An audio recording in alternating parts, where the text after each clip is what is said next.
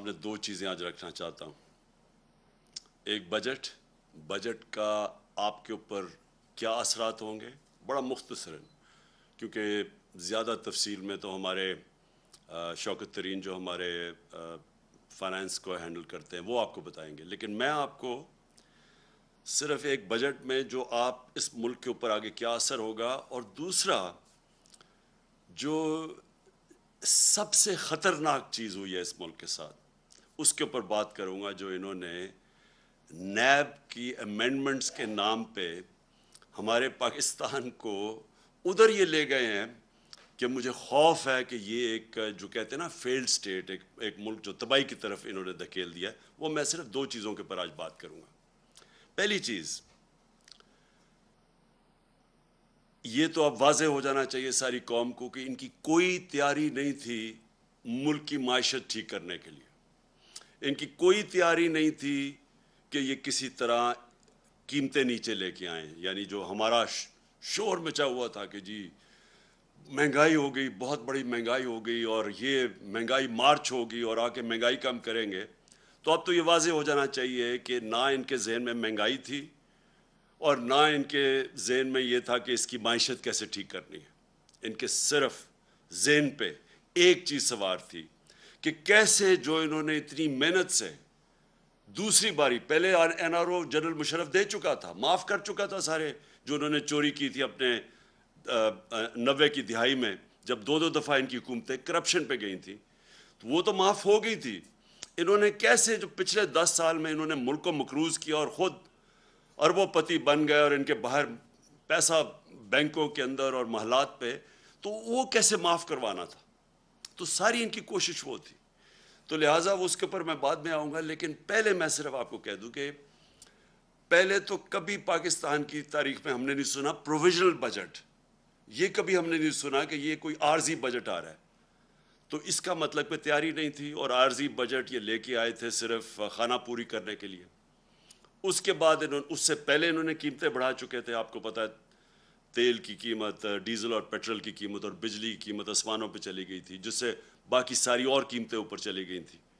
तो अब उसके बाद ये एक और बजट लेके आए। अब इस बजट में मैं सिर्फ आपको मोटी बात करता हूँ। सबसे पहले इन्होंने क्या किया, इन्होंने सबसे पहले जो आम आदमी है उसका तो माशी कत्ल कर दिया। जितनी इन्होंने कीमतें बढ़ाई हैं पेट्रोल की और डीजल की और बिजली की, ये अभी यहाँ रुकेंगी नहीं। पहले तो इतनी कभी कीमतें बढ़ी नहीं हैं। उसके बाद इन्होंने एक पेट्रोलियम लेवी लेके आए हैं जो 50 रुपए पर लीटर है। ये अब इन्होंने मज़ीद ये कीमत और बढ़ानी है। तो ये अभी यहाँ रुकनी नहीं है। ये अभी जब कीमतें बढ़ेंगी तो सबसे पहले याद रखें कि आम आदमी जिसके मुश्किल से आजकल की इंटरनेशनल महंगाई है, ये सब मानते हैं, कोरोना की वजह से एक इंटरनेशनल आलमी महंगाई है, तो एक तो पहले वो मुश्किल में थे। अब इन्होंने जो मज़ीद और उनके ऊपर बोझ डाला है, पहले तो और बोझ पड़ा है और अब मज़ीद और बोझ पड़ेगा। दूसरा, इन्होंने जो कॉर्पोरेट टैक्स लगाया, जो इन्होंने सुपर टैक्स लगाया, अब ये सुपर टैक्स की वजह से हमारा जो इस वक्त जो कॉर्पोरेट का टैक्स है वो चला जाएगा 39% पे, 39%। जबकि हिंदुस्तान और बांग्लादेश जो याद रखें मुकाबला करते हैं, हम चीज़ें जो बेचते हैं दुनिया में, हमारे जो कंपेटिटर्स हैं जो जिनसे हम मुकाबला करते हैं वो हिंदुस्तान और बांग्लादेश है, उनके 25% है। अब इसका मतलब कि हमारी चीज़ें जब आप ये टैक्स लगाएंगे तो हमारी चीज़ें महंगी हो जाएंगी। ऊपर से बिजली वैसे महंगी हो गई, गैस 45% वैसे महंगी हो गई, और जो डीजल और पेट्रोल, क्योंकि डीजल इसलिए क्योंकि लोड शेडिंग इतनी ज़्यादा है, लोड शेडिंग की वजह से इंडस्ट्री को चलानी पड़ती है जनरेटर्स पे, तो वो सारा जो अब उनका जो कॉस्ट होगा जो चीज़ें बनाने की, मैन्युफैक्चर करने की, वो महंगी हो जाएंगी। इसका असर आएगा बेरोज़गारी के ऊपर, क्योंकि सबसे ज़्यादा जो रोज़गार देती है वो इंडस्ट्री देती है। तो इंडस्ट्री के ऊपर जब टैक्स लगेगा, compete नहीं करेगी, और अभी कई इंडस्ट्रीज़ में अब बेरोज़गार करना शुरू कर दिया लोगों को, तो ये मज़ीद आगे और बढ़ेगा, ये जो इन्होंने सुपर टैक्स लगाया है। اور یہ آپ کے سامنے ہے اسٹاک مارکیٹ کے اوپر اس کا جو اثر گیا ہے, جو بزنس کمیونٹی پہ گیا ہے, اور اس کے علاوہ جو گیا ہے روپے کے اوپر. روپیہ پہلے تھوڑا سا سن کے کہ جی باہر سے امداد آ رہی ہے تو اس سے تھوڑا روپیہ جو مضبوط ہوا تھا وہ پھر نیچے چلا گیا. تو اور تیسری چیز جو ہمارا زراعت کے اوپر ملک سارا جو ہمارا ملک تو ڈپینڈ کرتا ہے اس کا, کہ زراعت جب اوپر جاتی ہے تو سارے 60% پاکستان کو فائدہ ہوتا ہے. تو اب انہوں نے جو ڈیزل کے اوپر جو ڈیزل مہنگا ہوا اور جو لوڈ شیڈنگ ہے, اس کا سب سے بڑا اثر ہمارے کسانوں پہ پڑنے والا ہے, اور اس کی پاکستان کی پیداوار کے اوپر. تو ایک طرف سیلریڈ کلاس, جس سیلریڈ کلاس کو انہوں نے پہلے چھوٹ دی تھی, جو 1 لاکھ روپیہ مہینہ سے زیادہ تنخواہ تھی ان کو پہلے چھوٹ دی, اور 1 لاکھ سے کم یعنی 50,000 روپے کا اب نیچے سلیب لے آئیں, یعنی 1 لاکھ سے 50,000 روپے آ گئے. پہلے انہوں نے کہا تھا کہ 1 لاکھ تک چھوٹ ملے گی, 50,000 روپے مہینے کی بھی ٹیکس آ گیا ہے. 1,00,000 روپے مہینے سے جو زیادہ ہے ان کا ٹیکس ڈبل کر دیا. تو پہلے جو تنخواہ دار طبقہ مشکل میں تھا اس کے اوپر مزید اور ٹیکس بڑھا دیا. اور اس سے کیا ہوگا؟ اس سے لوگ مجبور ہوں گے ٹیکس کی چوری پہ. جو ہم نے اتنی مشکلوں سے پاکستان میں بڑی دیر کے بعد ریکارڈ ٹیکس اکٹھا کیا تھا, اور ریکارڈ ٹیکس اکٹھا کا مطلب یہ کہ کبھی پاکستان سوچ نہیں سکتا تھا, ہمیں تانے دیے جاتے تھے کہ 6,000 ارب روپیہ آپ ٹیکس کیسے اکٹھا کریں گے, اس سے زیادہ ہم نے کیا. اور میں آپ کو گارنٹی کرتا ہوں کہ جو ہم قدم اٹھا رہے تھے, ہم 8,000 ارب اور اس سے بھی آگے جانا تھا اس سے اگلے سال. وہ کیسے؟ ہم وہ جو موجودہ لوگ ہیں انہی کے اوپر بوجھ نہیں ڈالنا چاہتے تھے, ہم ٹیکس بیس بڑھانا چاہتے تھے. اور اس کا طریقہ کیا تھا کہ ہم نے بڑی مشکلوں سے نادرا کے ساتھ مل کے آئیڈینٹیفائی کیا کہ 4 کروڑ 30 لاکھ گھرانے تھے, 4 کروڑ 30 لاکھ جو ٹیکس نہیں دیتے تھے. ان کو ہم نے آرٹیفیشل انٹیلیجنس, یہ ایک نیا طریقہ ہے جس سے آپ ان کی رہن سہن کیسا ہے, ان کے پاس گاڑی ہے, گھر کدھر ہے, یہ ساری چیزیں دیکھ کے ان کی ٹریول کتنی ہے وہ فیڈ کر کے کمپیوٹر میں آرٹیفیشل انٹیلیجنس کے ذریعے ہم نے سب پتہ چل گیا تھا کہ کون کتنا ٹیکس دے سکتا ہے. اور اپریل سے جب ہماری گورنمنٹ گئی ہے, ہم نے پورا پلان بنایا ہوا تھا کہ ان کو ہم نے کیسے ٹیکس نیٹ پہ لے کے آنا ہے. اس کا مطلب ہمارا ٹیکس نیٹ بڑھ جانا تھا, اور بجائے انہی لوگوں کے اوپر زیادہ ٹیکس ڈالتے, بلکہ اگر ہم کم بھی ٹیکس کرتے تو کیونکہ وہ نیٹ بڑھ جانا تھا, ہمیں ہماری ٹیکس کی آمدنی جو میں سمجھتا ہوں کہ 8,000 سے پھر ہم نے اوپر جانا تھا. پھر ہم نے ایک ٹیکنالوجی کا استعمال کیا, اور یہ سارا ٹیکنالوجی کے ذریعے ہمارا پلان تھا.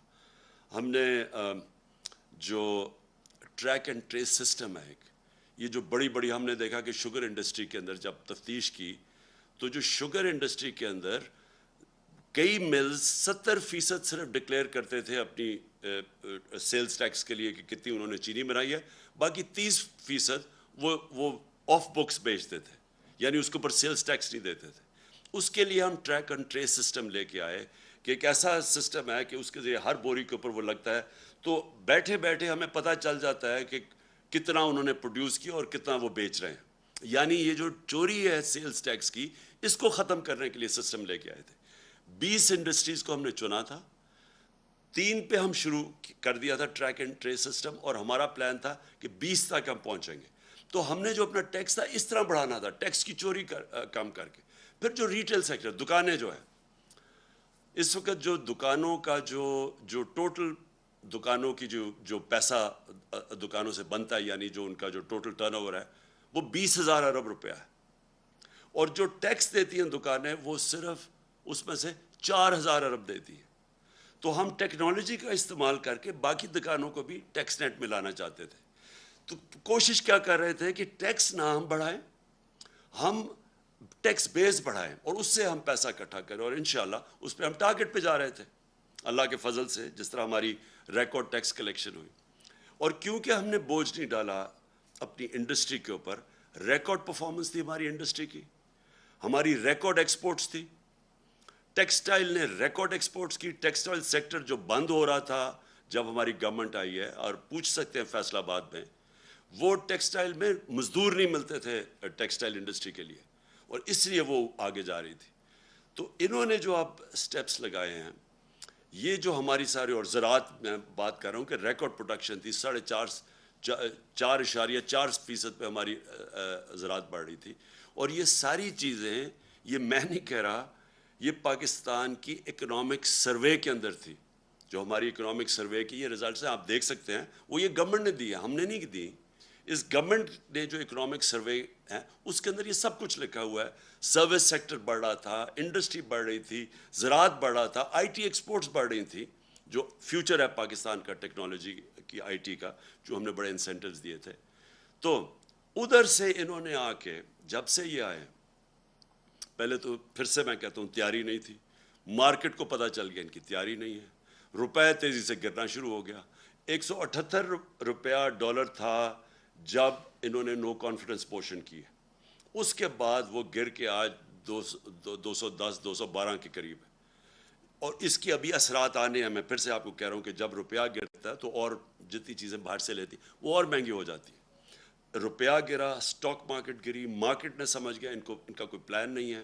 اور اس کے بعد ریکارڈ مہنگائی بھی ہوئی. اور اب یہ جو بجٹ دیا ہے، اس سے آپ یہ سمجھ لیں کہ ابھی مہنگائی نہیں صرف ہونی، صرف اس سے جو تنخواہ دار اور جو موجودہ ٹیکس پیئرز ہیں ان کے اوپر ہی نہیں بوجھ آنا، اس سے ہمارے روزگار کے اوپر فرق ہوگا. یہ بھی میں آپ کو کہہ دوں کہ ہمارا جو روزگار تھا، یہ پیپلز پارٹی اور نون لیگ کی حکومتوں سے سب سے بہتر پرفارمنس تھی روزگار کی. بلکہ جو ورلڈ بینک کی رپورٹ ہے، سارے بر صغیر میں کرونا کے بعد جو ملک میں سب سے زیادہ روزگار تھا یا سب سے کم بے روزگاری تھی، وہ پاکستان تھا. اس سے بے روزگاری بھی بڑھے گی، اور اس سے ہماری انڈسٹری متاثر ہوگی، اس سے ہماری زراعت متاثر ہوگی، اس سے ہمارا جو سیلری طبقہ ہے اس کے اوپر بوجھ پڑے گا. اور میں جو دوسری اب میرا جو پہلو ہے اس میڈیا کا آپ سے بات کرنے کا، وہ یہ ہے کہ دیکھیں، یہ تو انہوں نے بجٹ کے اندر لوگوں کے اوپر مشکلات آ گئی، لیکن جو انہوں نے جو امینڈمنٹس کی ہیں نیب کے قانون میں، آج ہم سپریم کورٹ میں وہ گئے ہیں اور چیلنج کرنے کے لیے. لیکن اگر یہ خدا نہ خواستہ، اور مجھے پورا اعتماد ہے اپنی عدلیہ کے اوپر کہ وہ یہ ظلم نہیں ہونے دیں گے پاکستان کے اوپر، کیونکہ اگر یہ کامیاب ہو گئے اس چیز پہ، میری آج ایک آپ بات یاد رکھ لیں کہ کوئی پاکستان کو دشمن کی ضرورت نہیں ہے. یہ جو کرنے جا رہے ہیں یہ ملک کی تباہی ہے. دیکھیں، میں اپنی قوم کو جب تک میں زندہ ہوں، میں نبی صلی اللہ علیہ وسلم کی جو حدیث ہے کہ تمہارے سے پہلے بڑی قومیں تباہ ہوئیں، جب بڑا ڈاکو چوری کرتا تھا تو اس کو آپ نہیں پکڑتے تھے اور صرف چھوٹے چور جیل میں جاتے تھے. یہ جو انہوں نے امینڈمنٹس کی ہیں، یہ صرف اور صرف اس ملک کی تباہی ہے، کیونکہ انہوں نے چھوٹ دے دی ہے سارے بڑے ڈاکوؤں کو. آج اگر میں بڑا کرپٹ ہوں تو مجھے انہوں نے امینڈمنٹ کے ذریعے انہوں نے آج مجھے چھوٹ دے دی ہے. میں دل بھر کے ملک کو لوٹوں، لیکن مجھے جو انہوں نے قانون پاس کر دیا، مجھے کوئی نہیں اب پکڑ سکے گا. صرف پکڑے جائیں گے چھوٹے چور، اور وہ چور جو بیوقوف ہیں. عقل مند چور وہ چھوٹا بھی بچ جائے گا جو انہوں نے چیزیں کر دی. میں صرف آپ کو موٹی موٹی چیزیں بتاتا ہوں کہ انہوں نے اپنی چوری بچانے کے لیے کیسے ہمارے سارے ملک کا انصاف کا نظام تباہ کیا ہے. سارا جو احتساب کا نظام ہے اس کی قبر کھود دی ہے انہوں نے. بلکہ انہوں نے پاکستان کے مستقبل کی، اس کے سامنے وہ اندھیرے میں آپ. اور میں آپ کو بتاتا ہوں کیا کیا انہوں نے سب سے پہلے یہ کیا کہ اگر میں ہوں سرکاری، میں ایم این ہوں، میں وزیر ہوں، میں وزیر اعظم ہوں، میں بیوروکریٹ ہوں، میں اگر چوری کرتا ہوں اپنی پوزیشن کو، اپنی پبلک پوزیشن کو استعمال کرتے ہوئے میں چوری کرتا ہوں، میں پیسے بناتا ہوں، میں اگر وہ اپنے بیوی بچوں کے نام ڈال دیتا ہوں، دوستوں کے ڈال دیتا ہوں، رشتہ داروں کے نام پہ کر دیتا ہوں، اس نئے قانون کے مطابق مجھے کوئی نہیں پکڑے گا. یعنی آپ یہ سمجھ جائیں کہ اگر آج نواز شریف اگر وہ اپنی بیٹی کے نام پہ باہر پراپرٹیز لے لیتا ہے، آپ کوئی نہیں پوچھ سکتے. آپ بڑے بڑیاں زمینیں خرید سکتے ہیں اپنے بچوں کے نام پہ آپ کو کوئی نہیں پوچھ سکتا، کیونکہ انہوں نے تو کہہ دیا کہ جناب صرف وہ ذمہ دار ہے، اگر میرے پاس پیسے تو میں جواب دوں۔ اچھا لیکن نہ تو اچھا یہ جو فلودے والے اور یہ جو پاپڑ والے جن کے نام پہ انہوں نے بے نامی چیزیں لی تھی، یہ اب سارے پاک ہو جائیں گے اس سے۔ پھر اگر فیک اکاؤنٹس میں پیسہ آ بھی گیا اور پوچھ لیا ان سے، تو پوچھیں گے کیا کہ اگر مثلا 1 ارب روپیہ میرے اکاؤنٹ میں آ گیا، لیکن وہ میں نے سارا یا خرچ کر دیا یا باہر بھیج دیا یا اس سے عموماً ہوتا کیا جب آپ زیادہ پیسہ بناتے ہیں، یا یہ جو بڑے بڑے ڈاکو ہیں ان کا اصل میں نقصان کیا کرتے ہیں یہ، کیونکہ ان کی چوری زیادہ ہوتی ہے۔ اب شہباز شریف کی اور بچوں کی صرف جو پکڑی گئی ہے، باقی یہ یاد رکھیں یہ پکڑے گئے ہیں، جو نہیں پکڑے گئے اس کا ہمیں پتہ ہی نہیں ہے۔ 16 ارب روپے کے جو ایف آئی کا کیس ہے، اب یہ کیا وہ پیسہ رکھ سکتے ہیں پاکستان؟ 16 ارب کا جواب دینا پڑے گا، لہٰذا یہ ہنڈی و حوالے سے باہر بھیج دیتے ہیں پیسہ۔ یہ جو ان کی باہر پراپرٹیز ہے، آپ اندازہ نہیں لگا سکتے کتنا پیسہ باہر بھیج، اگر پاکستان میں رکھیں گے پکڑا جائے گا۔ یہ ہمارا ہی نہیں ہے کیس، یہ جتنے بھی ملک جن کے اندر غربت ہے، جن کو ڈیولپنگ ورلڈ کہتے ہیں، وہاں سارا ملک ان کی غربت کی وجہ یہ ہے، وہ بھی طاقتور ڈاکوؤں کو نہیں پکڑ سکتے، جس کو وائٹ کالر کرائم کہتے ہیں۔ ان کے پاس بھی وہ وکیل نہیں ہوتے جو ان کی وائٹ کالر کرائم پکڑ سکے۔ وہ بھی کیا کرتے ہیں کہ وہ بھی پیسہ چوری کیا، ملک سے باہر بھیج دیا۔ تو یہ جو رپورٹ ہے، یہ بھی میں بار بار لوگوں کو بتاتا رہتا ہوں کہ یونائٹڈ نیشنز کے سیکرٹری جنرل نے یہ تفتیش کروائی ہے، وہ پینل کا نام ہے فیکٹ آئی پینل۔ اس کے مطابق 1700 ارب روپیہ ہر سال غریب ملکوں سے جاتا ہے امیر ملکوں میں اور آف شور اکاؤنٹس پہ، اور بڑے بڑے ان کے محلات لینے کے لیے، جس طرح لنڈن میں مے فیئر کے اندر بڑے بڑے نواز شریف جن محلوں میں رہتا ہے، اس طرح ساری غریب ملکوں سے ان کے پیسے والے لوگ، ان کے وزیر، وہ سارے یہ کر رہے ہیں۔ اس لیے ہر سال غریب ملک غریب ہوتے جاتے ہیں، کیونکہ اس طرح کے بیٹھے ہوئے ہیں جو زرداری اور شریف، یہ ملک سے پیسہ باہر بھیج دیتے ہیں۔ تو اب انہوں نے کیا کیا ہے کہ پہلے تو انہوں نے کہا نا کہ جی اگر وہ مثلا پاپڑ والے کے نام یا وہ مقصود چپڑاسی کے نام پہ ہیں تو آپ پوچھ نہیں سکتے، پہلے تو یہ آ گیا۔ دوسری چیز کہ اگر آپ کا پیسہ باہر پڑا ہے اور آپ اس گورنمنٹ سے پوچھتے ہیں یا بینک سے پوچھتے ہیں جی بتائیں یہ پاکستانیوں کا پیسہ باہر پڑا ہے، اور وہ ہمیں بتاتے ہیں کہ ہاں جی اتنے پیسے باہر پڑے ہیں، یا فلانے آدمی کا بینک میں اتنے پیسے پڑے ہیں۔ اب انہوں نے قانون یہ پاس کیا ہے کہ اگر وہ کہتا ہے نا جی اس کے بینک اکاؤنٹ میں کوئی 50 ارب روپیہ پڑا ہے یا 1 ارب روپیہ پڑا ہے، تو وہ اب ایڈمیسیبل نہیں ہے، یعنی وہ عدالت میں آپ نہیں لے جا سکتے۔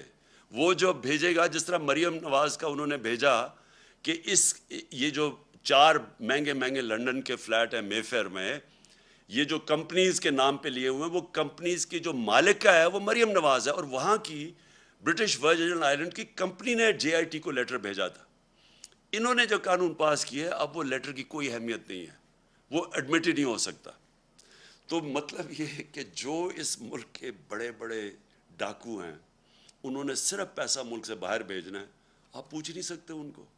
اگر آپ کو پتہ بھی چل جائے کہ انہوں نے یہ بڑے بڑے محلوں میں رہ رہے ہیں، آپ نہیں پوچھ سکتے ان کو، کیونکہ اپنے آپ کو اجازت دے دی ہے۔ تو اس کا مطلب جو چھوٹے چور، جو سائیکل چور، جو بھینس چور، یہ جو موٹر چور، یہ اس طرح کے لوگ ہی صرف پکڑے جائیں گے، بڑے بڑے ڈاکو آپ نہیں پکڑ جا سکتے۔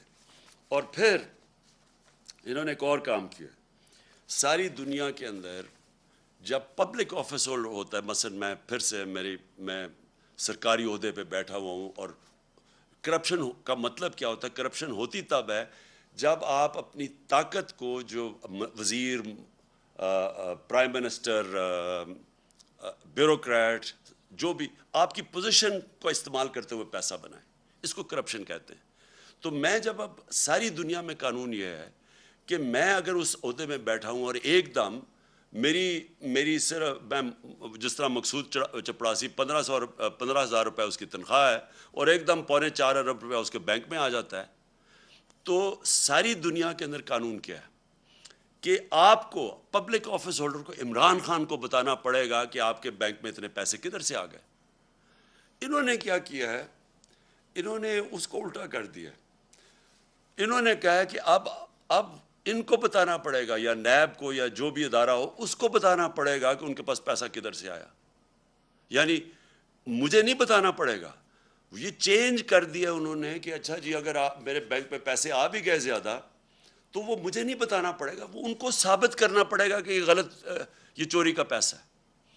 یہ وہ کام کر رہے ہیں جو کہ پہلی دفعہ پاکستان میں یہ قانون بدل رہے ہیں. یہ وہ کام کر رہے ہیں جس کو وائٹ کالر کرائم کہتے ہیں، اس کو پکڑنا ناممکن ہو جائے گا. آگے ہی پاکستان میں جو وائٹ کالر کرائم ہے، جو پیسے والے لوگ ہیں، جو بڑا پیسہ چوری ہوتا ہے، آگے پاکستان میں ہمارے لیے بڑا مشکل ہے ان کو سزا دینا، آگے مشکل ہے.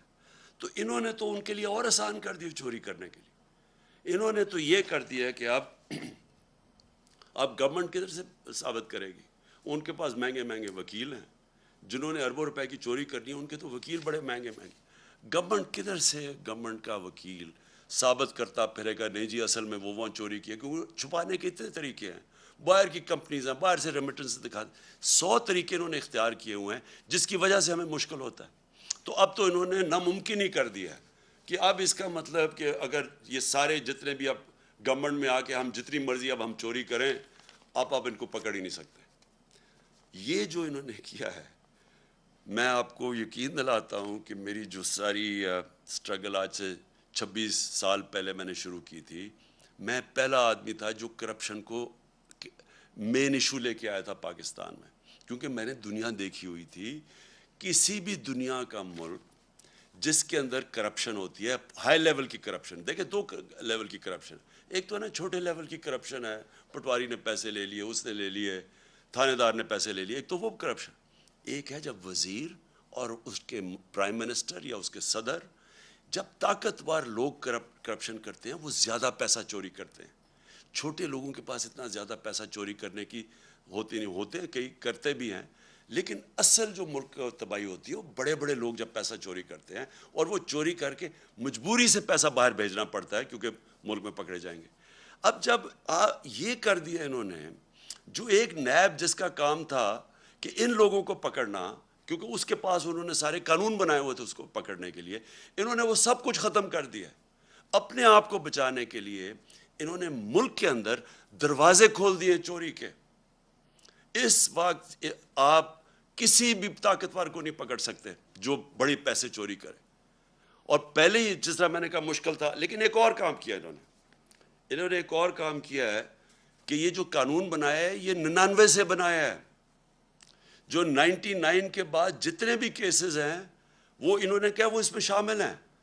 تو اس کا مطلب کہ جتنا ہمارے دور میں، یعنی ہمارے آنے سے پہلے 2018 سے پہلے کوئی 280 ارب روپے کا نیب نے پیسہ ریکور کیا تھا، ہمارے 3 سالوں میں 480 ارب روپیہ نیب نے ریکور کیا 3 سالوں میں. تو یہ جو پیسہ اب ریکور کیا ہے، اب یہ ہو سکتا ہے کہ کئی لوگ کہیں جی اب تو نیا قانون آ گیا، ہمیں وہ پیسے واپس کریں.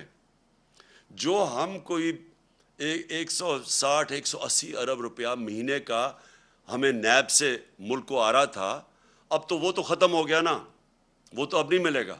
لیکن وہی نہیں، وہ جو پہلے انہوں نے پیسے نیب نے لیے، ہو سکتا ہے یہ عدالت میں چلے جائے کہ جی ہمیں وہ بھی پیسہ واپس کرو. تو میں آخر میں اپنی قوم سے کہنا چاہتا ہوں کہ ہم اس وقت وہ فیصلہ کن وقت پہ کھڑے ہیں کہ یہ جو لوگ، یہ جو چور تھے جو 30 سال سے ملک میں پیسے چوری کر رہے ہیں، جو پہلے NRO 1 لے چکے تھے، اب آ کے یہ NRO 2 انہوں نے اپنے آپ کو دیا ہے.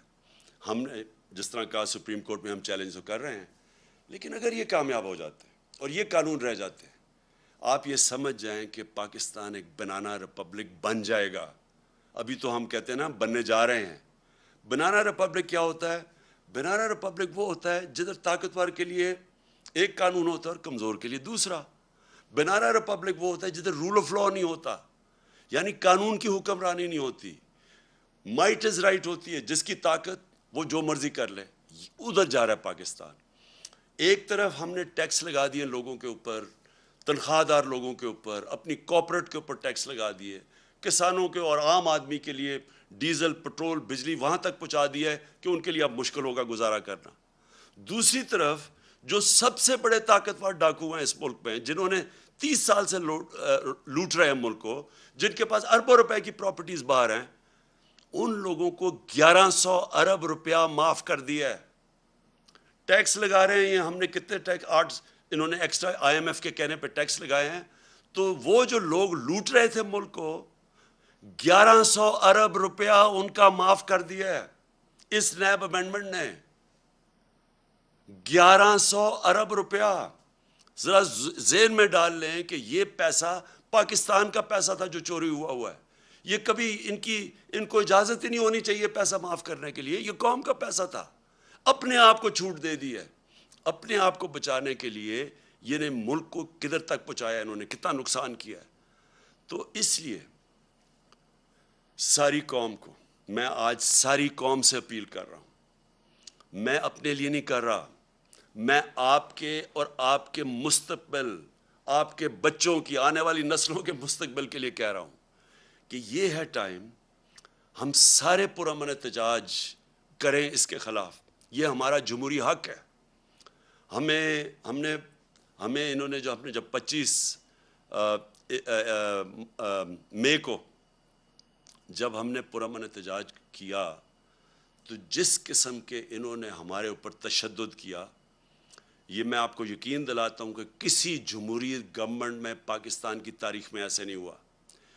اور میں آپ کو جنرل مشرف کے مارشل لاء کو کہتا ہوں، میں نے 8 دن جیل میں گزارے تھے. میں نے اس دور میں اس طرح کا ظلم نہیں دیکھا جو انہوں نے اب کیا. اور ایسے انہوں نے ظلم کیا صرف ایک وجہ سے، کیونکہ ان کو پتہ یہ سارا ایک سازش کے ذریعے آئے ہیں، ناجائز ہیں، انہوں نے چوری چھپانے آنا تھا. ان کا صرف ایک اب حربہ رہ گیا کہ لوگوں کو خوف پھیلائیں، ڈنڈے کے زور سے لوگوں کو دبائیں تاکہ لوگ چپ کر کے بیٹھ جائیں، کہ خوف زدہ ہو جائیں لوگ کہ جی ہر جگہ. اور لوگوں کو ٹیلی فون آتے ہیں، کبھی صحافیوں کو ٹیلی فون آ جاتا ہے ان نون نمبر سے، کبھی سوشل میڈیا کے لوگوں کو اٹھا کے 2 دن جیل میں ڈال دیتے ہیں خوف پھیلانے کے لیے. میرے اوپر کوئی 9 پتہ نہیں کتنی ایف آئی آرز ہیں، صرف کہ کسی طرح ہم ڈر کے چپ کر کے بیٹھ جائیں. میں آج ساری قوم کو کہتا ہوں کہ آپ نے یہ خوف کا بت توڑنا ہے. یہ بہت بڑا بت ہے. یہ بت آپ کو غلام بنا دے گا. یہ بت، اگر آپ اس خوف کے بت سے کی پوجا کرنا شروع کر دیا آپ نے، تو یہ یاد رکھیں کہ آپ اپنے اوپر ظلم بڑھا دیں گے. یہ ظلم بڑھتے جائیں گے آپ کے اوپر. مہنگائی بڑھتی جائے گی، چوری بڑھتی جائے گی. ساری چوری کی قیمت آپ ادا کرتے ہیں. جتنا یہ اوپر بڑے بڑے ڈاکو چوری کرتے ہیں، آپ اس کی قیمت ادا کرتے ہیں.